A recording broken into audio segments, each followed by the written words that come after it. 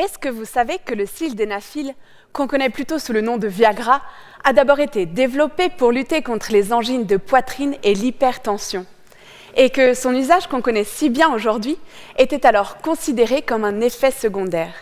La légende raconte même que les chercheurs se sont rendus compte de ça parce que pas mal de sujets masculins ne voulaient pas rendre les pilules restantes à la fin des essais cliniques. Mais alors, pourquoi je vous raconte tout ça ? Je vous raconte tout ça parce qu'au niveau mondial, il existe quelques milliers de médicaments autorisés sur le marché. Et on estime que 90% d'entre eux sont comme le Viagra.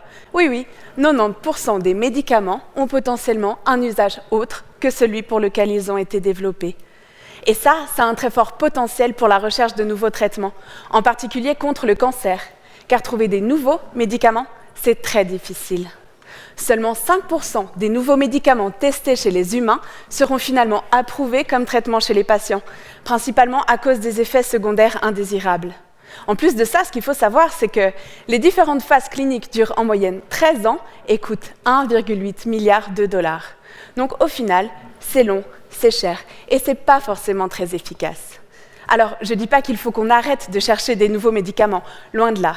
Mais en parallèle de ça, est-ce qu'on ne pourrait pas essayer de piocher parmi les médicaments qui existent déjà et de les réexploiter pour d'autres usages, leur donner une deuxième vie? Eh bien, c'est ça le but de ma thèse, c'est d'essayer de trouver des combinaisons de médicaments qui existent déjà afin de traiter certains types de cancers, en particulier le glioblastome, qui est le cancer du cerveau le plus fréquent et le plus mortel.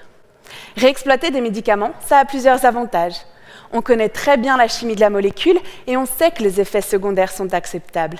Un autre aspect non négligeable, désolé pour les grosses boîtes pharma, c'est que la plupart de ces médicaments ne sont plus sous couvert de brevets ou de propriétés intellectuelles. Ils sont donc en général bon marché, ce qui est très rare avec les traitements contre le cancer. Alors bien sûr, les médicaments qu'on décide de tester, on ne les choisit pas au hasard. En ce qui nous concerne, on s'est basé sur une étude épidémiologique où des chercheurs se sont rendus compte que les personnes qui avaient pris pendant une assez longue période un certain type d'antidépresseurs développaient en moyenne moins de glioblastome que le reste de la population. On a donc testé ces antidépresseurs sur des souris porteuses de la maladie et on a pu montrer qu'ils ralentissaient en effet la progression des tumeurs.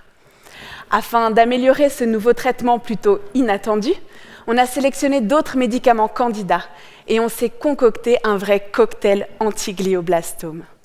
Alors, on n'a pas encore la prétention d'avoir trouvé la recette miracle pour le moment, mais on y travaille très dur et il nous reste quelques milliers d'ingrédients à disposition.